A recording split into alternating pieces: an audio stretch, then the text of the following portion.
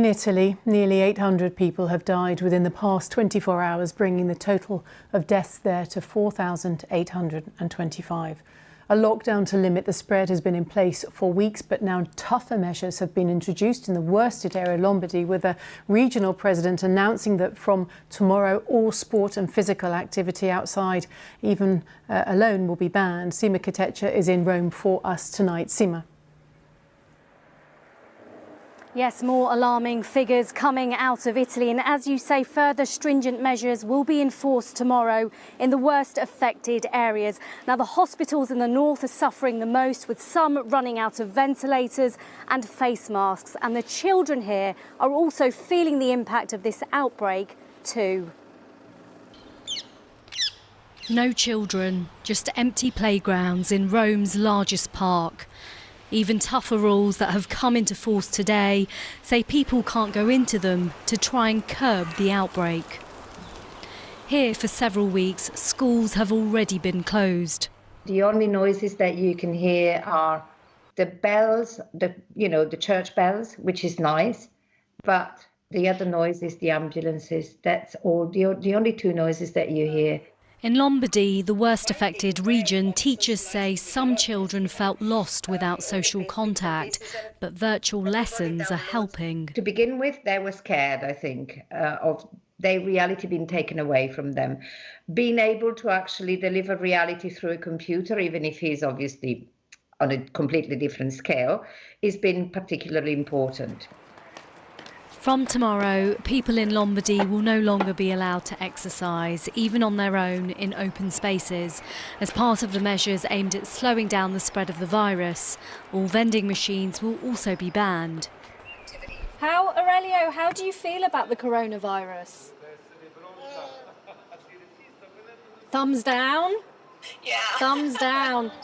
One parent in Rome tells us she's worried about the psychological impact the outbreak will have on the young. He is having a little bit of nightmares, though. He's having nightmares? Yeah. I don't know if it's connected, but he's having nightmares about spiders most nights. He says he's not worried because he's brave. You're brave. Well, that's fantastic. You seem very brave and you look very brave.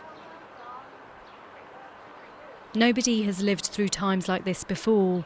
The spaces may be smaller, but as ever, everybody is learning to adapt. Sima Katecha, BBC News, Rome. The number of deaths from coronavirus in Spain has jumped to 1,326 in the country's biggest one-day rise so far. It overtook Iran as the world's third worst coronavirus-stricken country yesterday after China and Italy. The number of registered cases in the country has risen to nearly 25,000.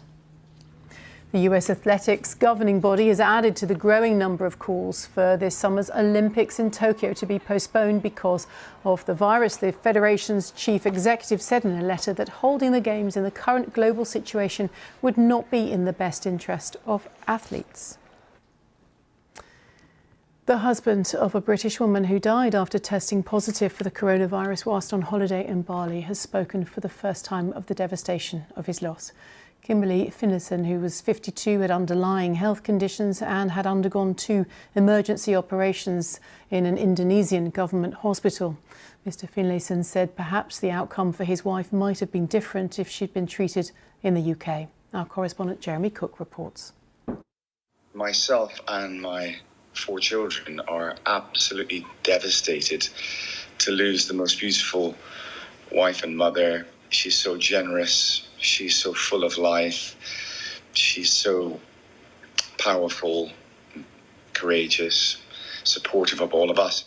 I've lost half of myself. In the holiday hotel room in Bali he should be sharing with his wife, Ken Finlayson is alone, grieving. She actually booked this hotel, but she never managed to get here. 52-year-old Kimberly fell ill soon after arriving from the UK. She had diabetes, but had been in good health. This phrase, underlying health issues, has come into our language over the really difficult past 10 days or so. The irony of that phrase to me is that I don't know many people in their 50s that haven't received medication, haven't had some health issues. Ken is warning other British travellers that healthcare in less developed countries is not the same as back home. He watched Kimberly die in a government hospital during surgery. She said that she loved me. And, you know, we exchanged that for a few minutes and, you know, looked into one another's eyes. You know, so we had that time to do that. And, you know, I'm at peace in that sense. And hopefully Kimberly is. Even in his grief, Ken's thoughts are with other British families who may also lose loved ones to COVID-19. You need to be strong for your family and the memory of your loved one who died in such tragic circumstances. Ken has tested negative for the virus but is still unable to get back to the UK. His strength comes from his family and from the memory of the wife whose life he shared for 32 years. My wife was the most incredibly generous, loving